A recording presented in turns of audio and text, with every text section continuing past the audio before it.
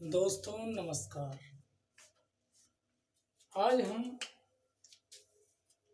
एक नए पहल की ओर अग्रसरित हैं। आज हम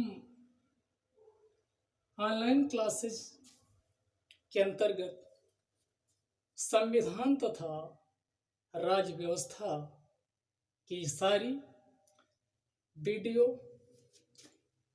एक के बाद एक अपलोड करेंगे और आपको अब सारी वीडियो संविधान तथा राज्य व्यवस्था की इस चैनल पर मिलने वाली हैं। चैनल का नाम है प्रिपरेशन बाय एपी सर।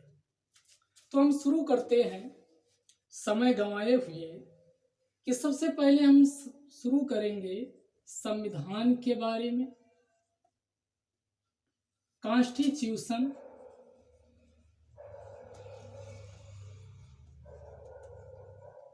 तो सबसे पहले प्रश्न यही उठता है कि संविधान क्या है, कॉन्स्टिट्यूशन क्या है। अगर हम संविधान की बात करें तो संविधान एक ऐसा दस्तावेज है। क्या है ये? दस्तावेज है। इसी को क्या कहा जाता है? डॉक्यूमेंट कहा जाता है। या आप मान कह सकते हो कि संविधान एक किताब है। तो संविधान क्या है? संविधान एक ऐसा दस्तावेज या डॉक्यूमेंट है जो कोई भी देश हो सकता है।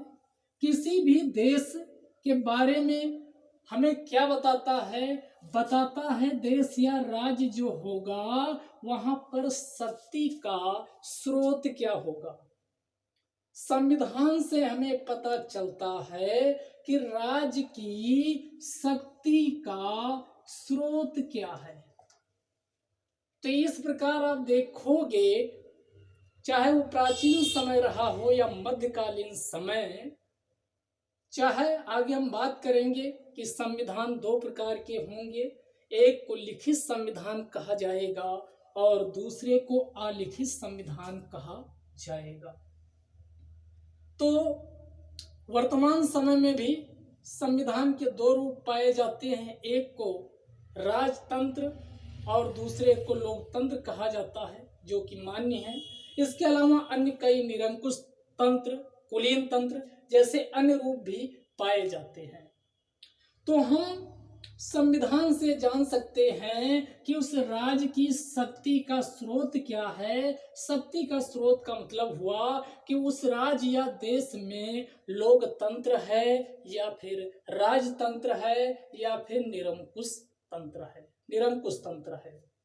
दूसरा और क्या बताता है कि वहां पर सरकार का गठन किस प्रकार होगा।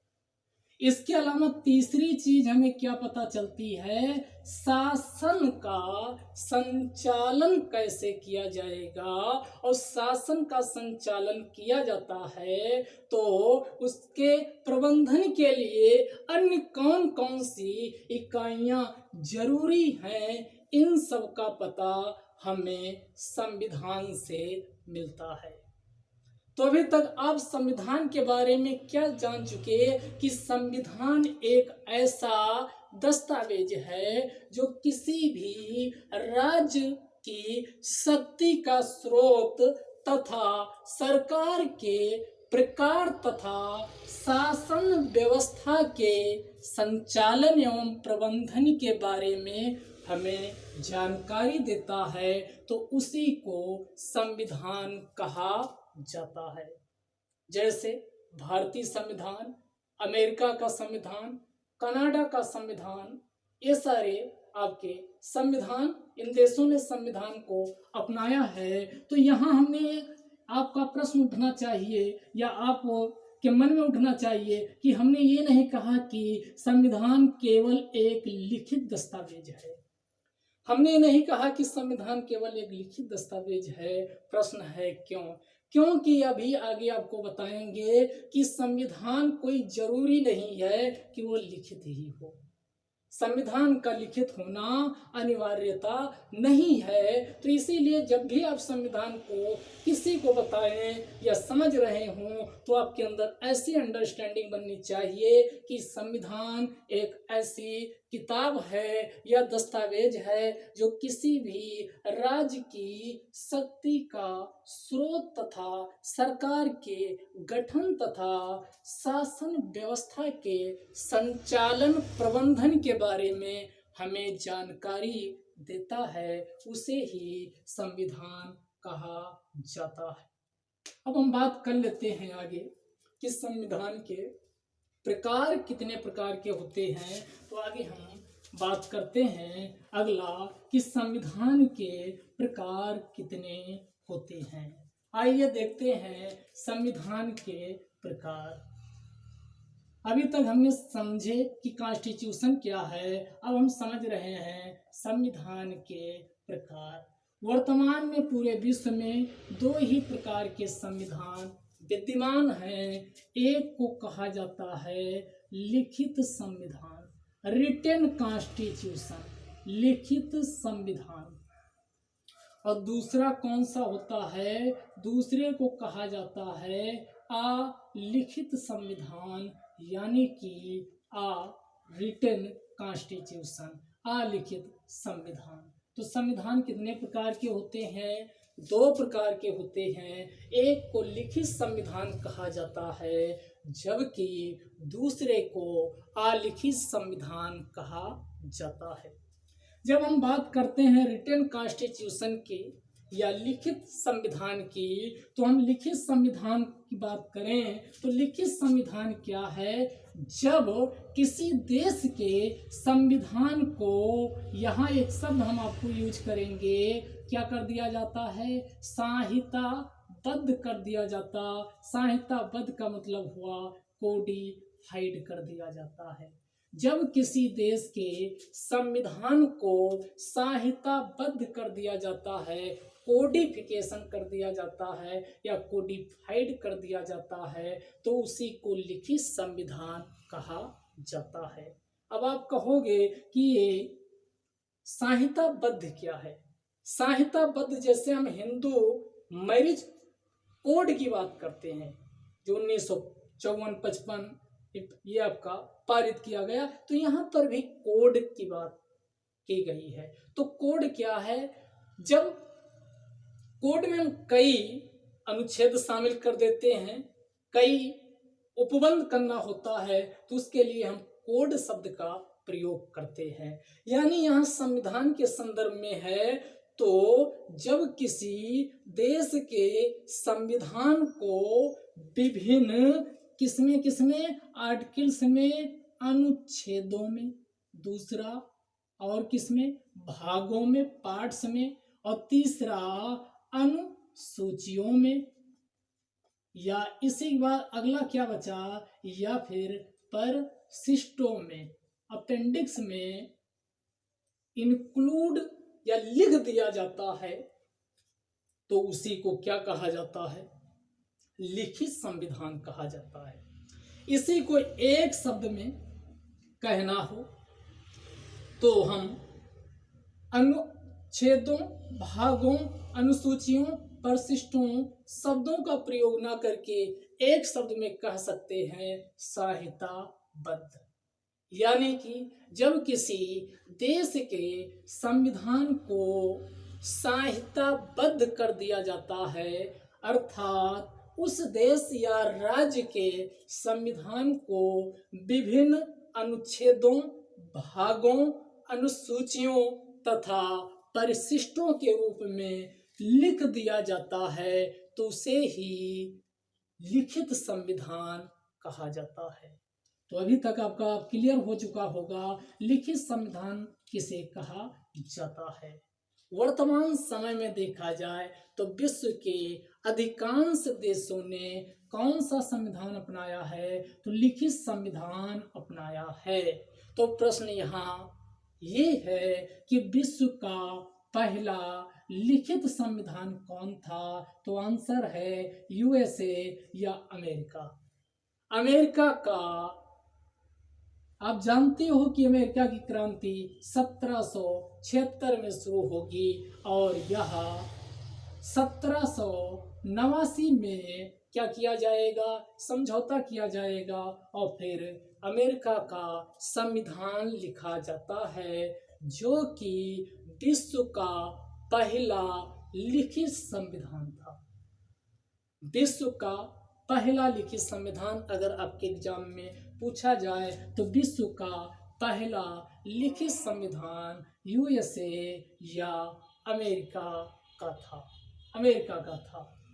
दूसरा प्रश्न ये है कि फिर भारत क्या है, तो भारत का संविधान विश्व का सबसे लंबा या विस्तृत रूप में लिखा गया संविधान है। तो विश्व का सबसे लंबा लिखित संविधान पूछा जाए तो विश्व का सबसे लंबा या लिखित संविधान कहाँ का है, तो आंसर है भारत का। अगर ये पूछा जाए विश्व का पहला लिखित संविधान तब अमेरिका होगा, और विश्व का पहला सबसे लंबा लिखित संविधान तब इसका आंसर हो जाएगा भारत हो जाएगा। क्या हो जाएगा, भारत हो जाएगा। तो हम एक भाग ये समझ चुके हैं लिखित संविधान का। अब दूसरे पार्ट पे आते हैं, अलिखित संविधान की बात करते हैं। अलिखित संविधान क्या है, तो अलिखित संविधान की जब हम बात करते हैं तो जब नाम से ही पता है, आ लगा है, आ माने नहीं और लिखित माने जो लिखा नहीं गया है, यानी जब किसी राज्य या देश का संविधान शाब्दिक अर्थ की दृष्टि से देखें तो लिखा न जाए तो उसी को क्या कहा जाता है, उसे ही अलिखित संविधान कहा जाता है। तो प्रश्न ये है कि लिखा नहीं गया तो क्या उस राज्य या देश की शासन व्यवस्था का संचालन कैसे किया जाएगा, तो आंसर है जैसे आज भी आप देखते हो बहुत सारे परिवार के सदस्यों के बीच जो एक सम्मानजनक यानी पद व गरिमा होनी चाहिए व सम्मान मिलना चाहिए, इसको कहीं लिखा नहीं गया है, लेकिन उसके बावजूद हम अपने माता पिता का सुबह उठ के अभिवादन करते हैं, आदर करते हैं, अपनों से एल्डर्स का, अपने से बड़ों का सम्मान करते हैं। और शादी विवाह में आप देखते हो बहुत सारी सामाजिक परंपराएं होती हैं, प्रथाएं होती हैं, रीति रिवाज होते हैं। तो इन सब के आधार पर समाज का संचालन होता है, वैसे अलिखित संविधान होता है। जब किसी देश या राज्य का संविधान किस पे आधारित हो, परंपराओं पर, दूसरा प्रथाओं पर और तीसरा रीति रिवाजों पर, रीति रिवाजों पर, तथा चौथा एक शब्द और इसमें यूज होगा, उसी को क्या कहा जाएगा, अभिसमय, कन्वेंशन, कन्वेंशन, अभिसमयों। आप कहोगे कि जब किसी देश का संविधान किस पे आधारित हो, तो जब किसी देश का संविधान लिखा ना गया हो एक किताब के रूप में, बल्कि वह परंपराओं, प्रथाओं, रीति रिवाजों तथा अभिसमयों पर आधारित होता है, तो उसी को क्या कहा जाता, उसी को अलिखित संविधान कहा जाता है। और इसका सबसे उत्कृष्ट उदाहरण आपके सामने कौन है, तो यूनाइटेड किंगडम, या इसी को क्या कहा जाता, ब्रिटेन, या इसी को शॉर्टकट में हम एक और नाम से जानते हैं, इसी को हम इंग्लैंड के संविधान के नाम से भी जानते हैं। यह विश्व का क्या है, अलिखित संविधान का उदाहरण है वर्तमान समय में। तो वर्तमान समय में हमने क्या देखा कि विश्व में दो प्रकार के संविधान पाए जाते हैं। पहला हमने कहा एक आपका संविधान क्या होता है, लिखित संविधान होता है, और दूसरा अलिखित संविधान होता है। तो पूरे विश्व में कितने प्रकार के संविधान पाए जाते? 2 प्रकार के पाए जाते हैं। एक को लिखित संविधान कहा जाता है और दूसरे को अलिखित संविधान कहा जाता है। तो लिखित संविधान क्या है? तो हमने अभी बताया कि जब किसी देश या राज्य के संविधान को विभिन्न अनुच्छेदों, भागों, अनुसूचियों तथा परिशिष्टों अर्थात अपेंडिक्स के रूप में लिख दिया जाता है, या एक शब्द में इसको कहना चाहें तो इसी को कहेंगे संहिताबद्ध कर दिया जाता है, तो उस देश के या राज्य के संविधान को लिखित संविधान कहा जाता है। क्या कहा जाता? उस राज्य या देश के संविधान को लिखित संविधान कहा जाता। वर्तमान समय में विश्व के अधिकांश देशों के द्वारा लिखित संविधान अपनाया गया है, वह चाहे अमेरिका हो, कनाडा हो या फिर भारत, जापान, ऑस्ट्रेलिया, दक्षिण अफ्रीका जैसे देशों के संविधान क्यों ना हो। तो प्रश्न उठता है कि विश्व का पहला लिखित संविधान कौन था? तो विश्व का अभी बताए पहला लिखित संविधान अमेरिका का था। तो प्रश्न है भारत का संविधान किस मायने में अद्वितीय है? तो उत्तर है भारत का संविधान विश्व का पहला लिखित व सबसे लंबा विस्तृत संविधान है। दूसरा हमने कहा अलिखित संविधान। अलिखित संविधान क्या होता है? जब किसी देश के संविधान को कहीं पर लिखा नहीं जाता, बल्कि वह सदियों से चली आ रही परंपराओं, प्रथाओं, रीति रिवाजों, अभिसमयों पर आधारित होता है, उसी को अलिखित संविधान के नाम से जाना जाता है। तो यहाँ तक क्लियर हो गया होगा संविधान कितने प्रकार के होते? 2 प्रकार के होते हैं। एक को लिखित संविधान कहा जाता है और दूसरे को अलिखित संविधान कहा जाता है। अब हम बात कर लेते हैं, एक तरफ है संविधान और दूसरी तरफ है यानी राज्य व्यवस्था। एक को हम कॉन्स्टिट्यूशन बोलते हैं और दूसरे को हम क्या बोलते हैं? पॉलिटी, या इसी को पॉलिटिक्स बोलते हैं, यानी पॉलिटिकल साइंस, राजनीति विज्ञान, या हम राज्य व्यवस्था की पॉलिटी की बात कर लेते हैं। दोनों क्या एक ही चीज है या दोनों में अंतर है? तो प्रश्न है कि दोनों एक ही चीज नहीं है। प्रश्न ये है कि दोनों क्या एक ही चीज है? तो इसका आंसर है दोनों एक ही चीज नहीं है। तो फिर क्या है? संविधान हमने कहा ये क्या होता है? आदर्शात्मक पहलू होता है। आदर्शात्मक पहलू या आइडियलिस्टिक एस्पेक्ट होता है। इसका मतलब है ये किस पे बल देता है? ये आपका बल देता है कि क्या होना चाहिए, और रियल में ये क्या है? ये व्यवहारात्मक पहलू है। इसका मतलब ये किस पे बल देता है? क्या है, यानी वर्तमान कंडीशन क्या है। तो संविधान क्या है? आदर्शात्मक, यानी एक राज्य में शासन व्यवस्था, सरकार तथा नागरिक के अधिकार व कर्तव्य क्या होने चाहिए, ये हमें बताता है संविधान। लेकिन वास्तव में क्या जो संविधान में जितना कुछ लिख दिया गया है वो उस राज्य या देश के नागरिक को क्या सब कुछ अधिकार या जितने भी संविधान में उपबंध या प्रोविजन किए गए हैं वो क्या मिल गए हैं? तो वही व्यवस्था आपकी क्या कहलाती है? यानी पॉलिटी कहलाती है। पॉलिटी कहलाती है। इसी पॉलिटी के अंतर्गत हम जब संविधान में किए गए आदर्शात्मक पहलुओं या उपबंधों को लागू करते हैं, यानी ये क्या है, एक आपका आदर्श पहलू के रूप में है, एक जमीनी स्तर पर लागू किया जाए। जैसे हमारे संविधान में कहा गया, भारत का चुनाव आयोग जो होगा, निर्वाचन आयोग होगा, वो चुनाव कराएगा। ये आपके निर्वाचन आयोग के बारे में आप जाओगे तो अनुच्छेद 324 आपके लिखा गया है। भारत के आर्टिकल 324 में निर्वाचन आयोग के बारे में स्पष्ट रूप से लिखा गया है।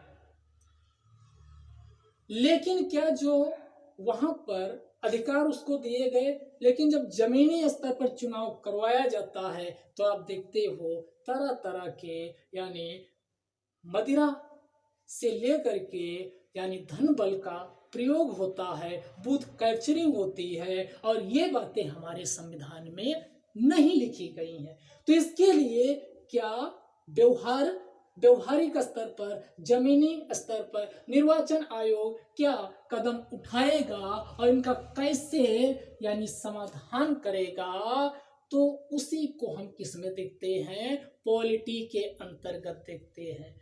यानी कि संविधान में किए गए आदर्शात्मक पहलुओं को या उपबंधों को जब हम जमीनी स्तर पर लागू करते हैं तो कई नवीन प्रकार की चुनौतियां आती हैं। तो उन चुनौतियों का समाधान कैसे किया जाए, इसके लिए हमें किसकी ज़रूरत होती है, या जो रणनीति या स्ट्रेटजी हम अपनाते हैं, या जो उपबंध किए गए हैं, वही आपकी पॉलिटी कहलाती है।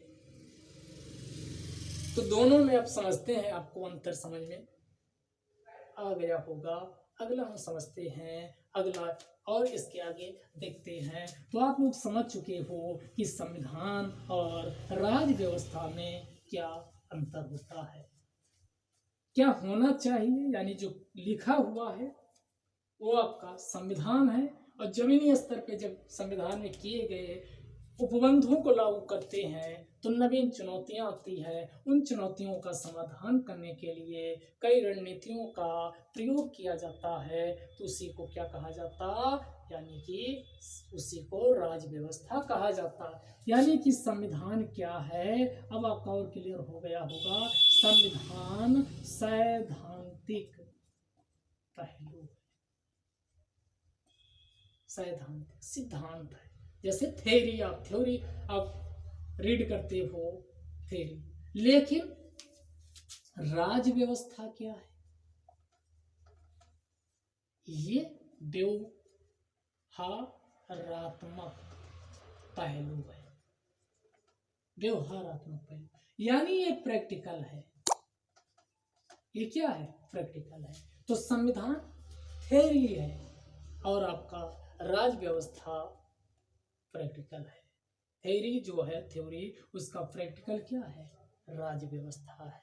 तो इन दोनों में इस संबंध और ये अंतर होता है। अगला हम समझते हैं कि संविधान के साथ एक शब्द और प्रयोग किया जाता है। उसी शब्द को हम जानते हैं, उसको बोलते हैं क्या, संविधान। तो ये चीज आपका हो गया संविधान, और अब ले संविधानवाद। इसको बोलते हैं कॉन्स्टिट्यूशन, और इसको बोलते हैं कॉन्स्टिट्यूशनलिज्म, संविधानवाद। प्रश्न ये है, क्या दोनों एक ही हैं या दोनों में कुछ अंतर है। देखने में तो इसमें वाद लगा दिया गया, क्या फर्क पड़ता है, वाद ही तो लगा है। दोनों में बहुत भारी अंतर है, दोनों एक ही चीज नहीं है। तो हम बात कर लेते हैं कि संविधानवाद क्या है। सबसे पहले तो संविधानवाद को ही किस नाम से जाना जाता है, सीमित सरकार के नाम से जाना जाता है। सीमित सरकार के नाम से जाना जाता है। संविधानवाद को ही किस नाम से जाना जाता है, सीमित सरकार के नाम से जाना जाता है। और फिर यहाँ जब हम सीमित सरकार की बात की तो प्रश्न ये उठा कि सीमित सरकार क्या है, मिनिमम गवर्नमेंट क्या है। सीमित सरकार का मतलब हुआ कि सरकार या राज्य का हस्तक्षेप कम से कम हो तथा राज्य के अधिकांश कार्य आम जनता